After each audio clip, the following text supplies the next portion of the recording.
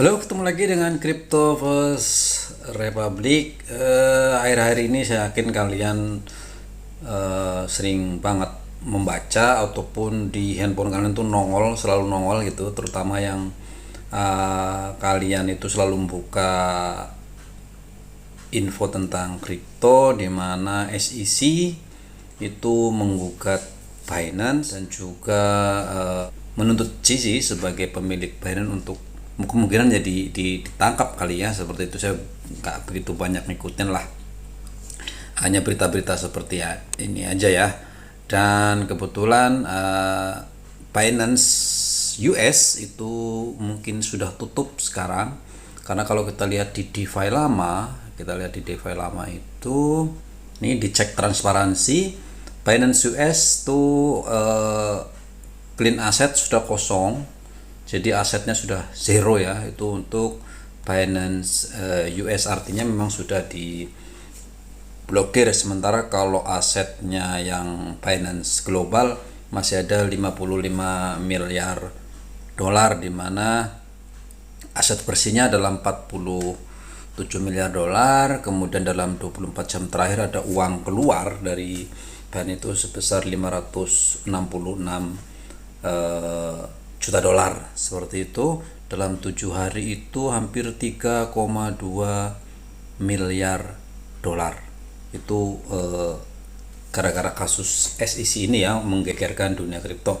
Oke, sekarang saya mungkin akan memberikan sedikit opini saja ya, bagaimana buat kalian, karena ada tipe dalam dunia kripto ini, kan ada tipe yang memang memahami banget kripto, yang sudah lama, sudah paham, sudah mengerti seluk-beluknya. Kemudian ada yang mengerti tapi sedikit. Kemudian ketiga betul-betul tidak tahu sama sekali. Nah, pertanyaannya adalah, saat ini pada saat Amerika ini menggugat Binance, apa sih dampak nyata buat aset kripto milik kita seperti itu, terutama yang di Indonesia? Mungkin kalau secara langsung tidak ada, tetapi yang pasti sementara ini kan crypto winter ditambah kasus seperti ini, pasti akan ada pengaruh buat harga kripto lah, itu sudah pasti. Itu adalah yang pertama. Jadi pengaruh dengan harga sudah pasti ya, karena orang juga semakin takut, semakin dan lain-lain. Tapi itu ada itu aja sentimen negatif saja sebetulnya. Buat yang paham dan mengerti kripto, sebetulnya SEC ini bukan kali pertama ya, sudah berkali-kali. Dan bukan hanya Binance ya, Binance sudah dari tahun-tahun, 2 tahun lalu juga sudah digugat, sudah berapa banyak lah, kalau membaca itu SEC sudah menggugat banyak exchange seperti itu. Tentu saja karena beberapa melanggar aturan yang ada di Amerika sana ya, seperti itu. Nah, bagaimana sih dengan aset kripto kita gitu ya?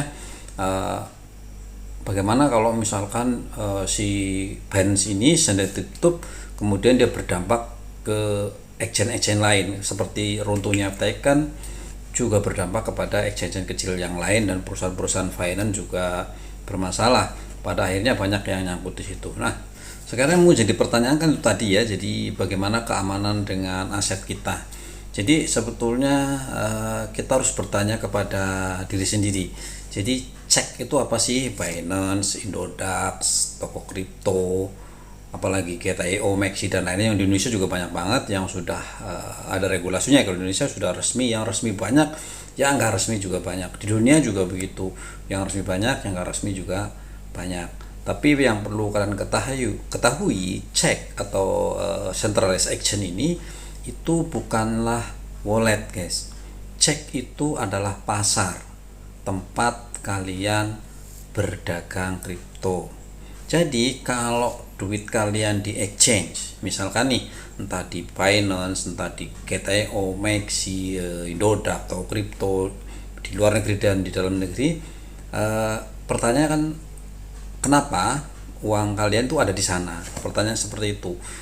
Kalau aset kripto kalian cuman dibeli dan dibiarkan seperti itu, kalian itu kan bukan berdagang, kalian itu hanya menyimpan. Jadi untuk keamanan kalian harus bawa pulang saja gitu ya. Jadi kalau analoginya seperti ini, cek itu exchange itu kayak mall guys. Di dalam mall tuh ada kios-kios gitu ya yang disewakan, anggap aja itu adalah wallet-walletnya. Kita nyewa salah satu kios di sana yang terbuka gitu ya, artinya terbuka, tidak tertutup. Kemudian karena si mall itu juga punya kunci besarnya ya, bisa mengakses, bisa memindahkan barang kalian, bisa merampok barang kalian yang di mall juga bisa kan, karena pemilik mall itu punya kuncinya. Nah, kalau kita memang berdagang tiap hari, ya nggak apa-apa sampai di situ gitu ya. Di situ kita pulang, kemudian berdagang lagi. Kalau udah tutup kita pulang lagi. Resikonya kalau yang seperti itu adalah misalkan Binance ditutup atau misalkan diblokir, atau secara tidak langsung yang berafiliasi dengan Binance misalkan yang terdampak juga bisa uang kalian bisa hilang gitu, aset kalian lah, bukan hanya uang gitu ya. Jadi aset kalian bisa hilang entah karena satu dan lain hal seperti itu, karena aset kalian ada di situ. Tapi kalau kalian beli misalkan Shiba kah, Brise kah, Bitcoin dan lain-lain, kemudian kalian nggak ngapa-ngapain gitu ya, beli tahun lalu nggak ngapa-ngapain, cuman udah beli aja gitu ya, jangan taruh di situ. Itu kan mall, pasar untuk jual beli kripto, ya jangan taruh di sana gitu ya. Jadi kalian beli, habis itu bawa pulangnya gimana ya, masukkan ke wallet. Wallet itu ada yang hot wallet yang menggunakan aplikasi, ada yang cold wallet. Jadi kalau wallet tuh kalau kalian punya duit, karena memang lumayan mahal gitu ya, paling murah 500.000 untuk cold wallet yang bentuk fisik seperti flash disk lah, seperti itu. Ada juga yang mirip-mirip kayak ya pokoknya fisik seperti itu, kayak hard disk gitu juga ada. Tapi kalau yang mudah dan murah serta gratis ya adalah hot wallet ya, berupa aplikasi misalkan SafePal, MetaMask, kemudian Trust Wallet dan lain-lain. Ada banyak sekali sebetulnya. Wallet itu adalah tempat kalian untuk menyimpan, jangan disimpan di exchange, atau itu ya dititipin lah seperti itu. Bagaimana sih kalian punya dagangan di mall, kemudian mallnya sedang sedikit bergoyang, ada masalah, kalian pulang, kuncinya kan sama dia gitu ya. Jadi misalkan mallnya kebakaran, mallnya dirampok, mallnya digembok dan lain-lain, ya kalian nggak bisa berbuat apa-apa, aset kalian hilang di seperti itu. Tapi kalau misalkan kalian pindahkan ke wallet, otomatis 100% adalah tanggung jawab kalian.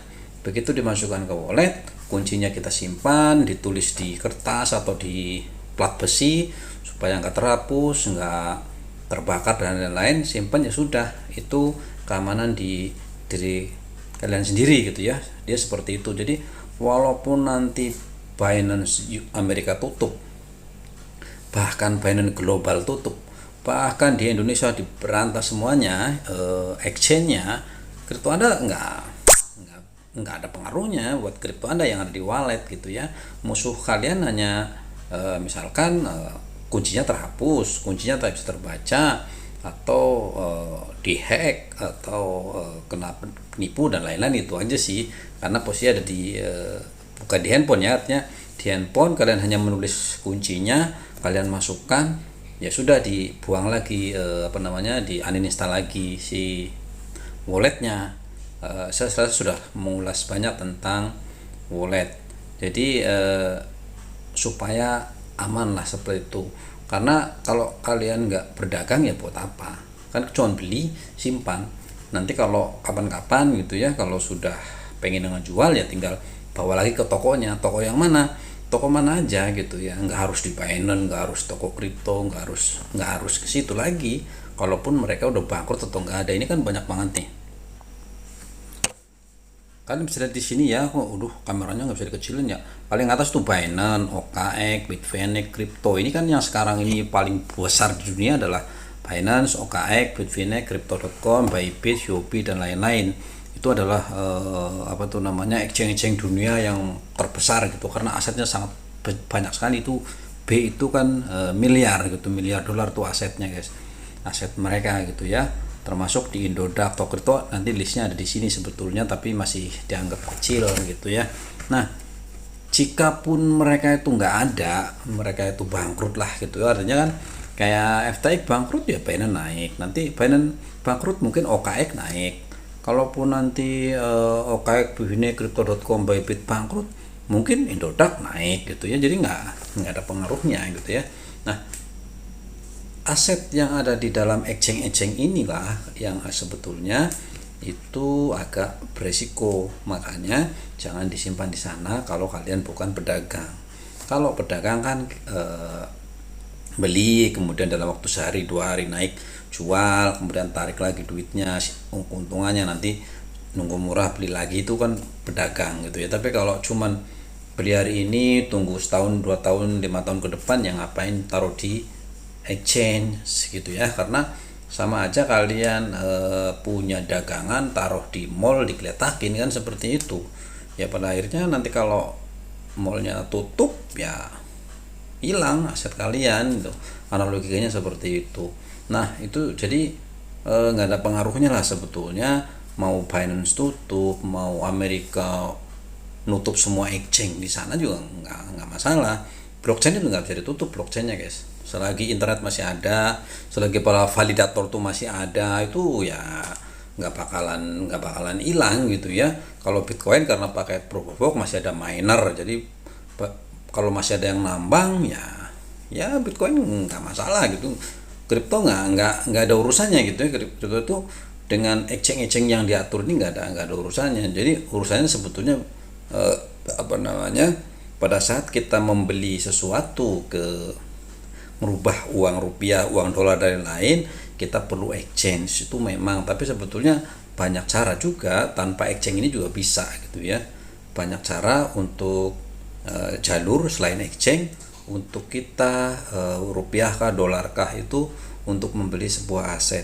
Setelah kita dapatkan aset, kita nggak perlu exchange juga apa-apa, toh ada general exchange juga ada. Kemudian kita people to people, man to man gitu kak, saya dengan anda tukar jual beli juga bisa, nggak masalah dengan wallet kan. Kalian punya wallet, saya punya wallet, kalian transfer duit saya kasih ke anda ya, itu juga bisa. Jadi sebetulnya kripto ya nggak ngaruh, cuman memang kalau misalkan ini ada pengaruh di masalah harga, value. Jadi kalau hari ini harga kalian beli Bitcoin harganya 200, sekarang berapa ya, 25.000 ya, 300 juta misalkan, mungkin akan jadi turun dari 2,5, tapi kan tetap Bitcoin kalian satu gitu ya, satu Bitcoin gitu ya. Jadi harganya saja yang berbeda gitu, berubah. Nanti kalau sudah kondisi baik ya nanti naik lagi kan, seperti itu. Nah, kedepannya bagaimana guys? Apakah dengan Amerika yang begitu nabuh genderang perang ini, kemudian Indonesia, negara lain juga, Indonesia juga, dan ini bagaimana sebetulnya? Nah, sebetulnya ini adalah kabar yang baik. Semakin sebuah negara itu membuat aturan yang kuat, justru kripto itu nanti ke depan makin baik. Kenapa? Karena perdagangan mata uang asing seperti forex, emas, kemudian indeks saham dan juga reksadana itu kan memang ada aturannya. Jadi sudah diatur di tiap-tiap negara, sudah ada aturan masing-masing. Jadi sudah relatif lebih aman. Nah, kripto ini di beberapa negara itu belum. Di Indonesia sudah diatur. Jadi Bapepti sudah mengatur, kita sudah diundang. Jadi setiap exchange di Indonesia sudah harus ikut aturan, paling tidak ya jauh lebih aman daripada yang kemarin-kemarin yang belum diatur karena liar gitu ya. Liarnya itu tadi, sebagai exchange, sebagai pemilik mall, dia bisa saja barang-barang kita dipakai yang karena kita jarang nongol kan ke sana, jarang dagang, cuma ditaruh aja, yang ngapain, mungkin dipakai sama dia, sama pemilik mall gitu kan, bisa saja seperti itu, istilah kata seperti itu. Jadi untuk supaya exchange ini nggak nakal, maka negara turun tangan gitu ya, termasuk nanti termasuk Amerika dan negara-negara maju lainnya. Sebenarnya kan bukan hanya masalah ini kan masalah melindungi aset pelanggan, inti utamanya kan seperti itu. Yang penting aset kita sebagai pemilik yang dititipkan di sana, dikustodi di sana, kita tetap aman, tidak disalahgunakan, tidak dibawa kabur, tidak tidak diputar semaunya dia gitu ya.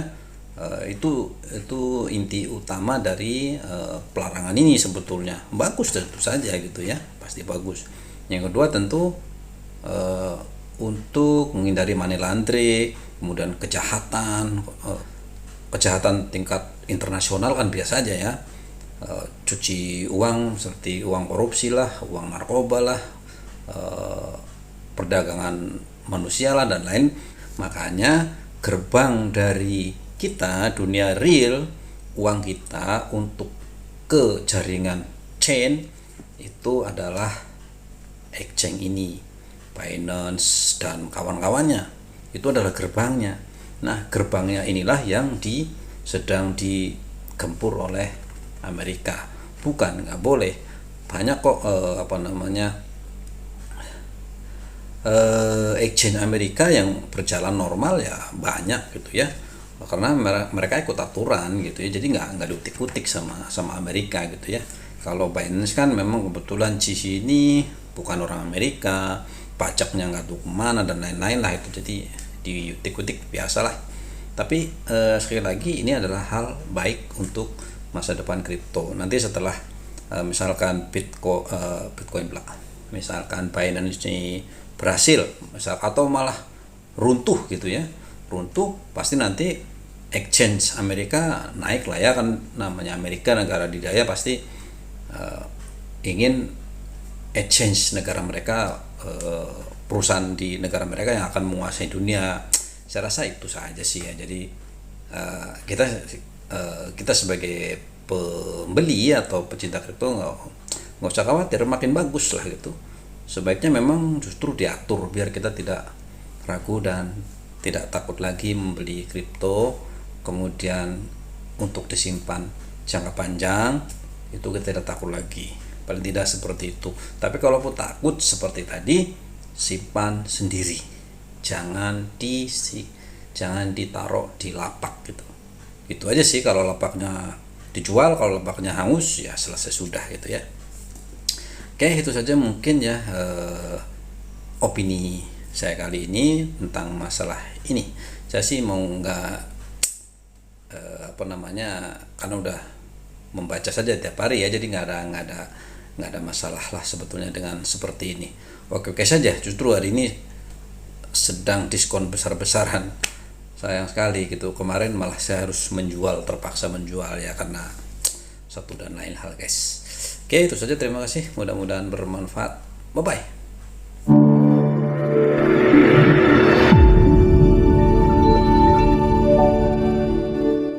Disclaimer, semua video bersifat edukasi, dilarang mengikuti segala kegiatan mengatasnamakan channel ini. Forex, saham, dan kripto adalah bisnis beresiko tinggi dan bukan tempat mencari kekayaan dengan cepat. Tidak menerima titipan dana atau giveaway atau hadiah atau apapun bentuknya. Berhati-hatilah terhadap penipuan dan manipulasi yang menyerupai perdagangan aset ini.